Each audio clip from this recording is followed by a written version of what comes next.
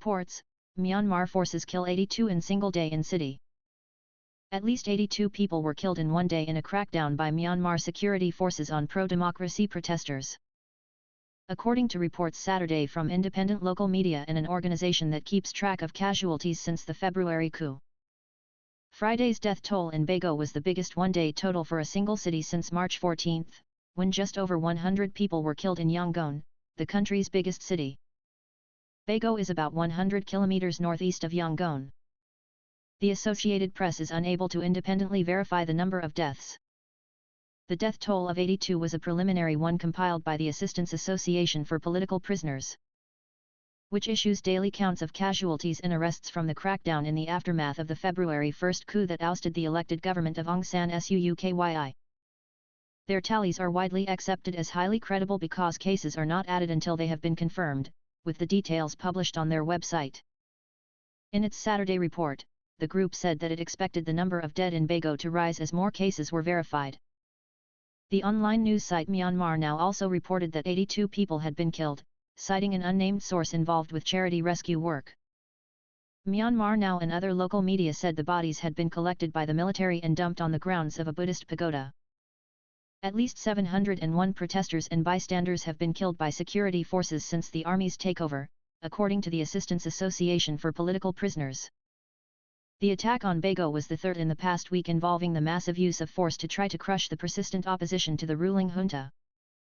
Attacks were launched Wednesday on hardcore opponents of military rule who had set up strongholds in the towns of Kalai and Tez in the country's north.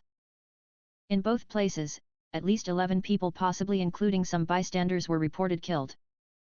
The security forces were accused of using heavy weapons in their attacks, including rocket-propelled grenades and mortars. Though such allegations could not be independently confirmed by the Associated Press. Photos posted on social media from Bago appeared to show fragments of mortar shells. Most protests in cities and towns around the country are carried out by nonviolent demonstrators who consider themselves part of a civil disobedience movement. But as the police and military escalated the use of lethal force, a hardcore faction of protesters armed themselves with homemade weapons such as firebombs in the name of self-defense. In Kalai, activists dubbed themselves a civil army and some equipped themselves with rudimentary hunting rifles that are traditional in the remote area. A report by Myanmar Now said residents of Tamu, a town in the same region as Kalai, used hunting rifles Saturday to ambush a military convoy, and claimed to kill 3 soldiers. The junta has taken other measures as well to discourage resistance.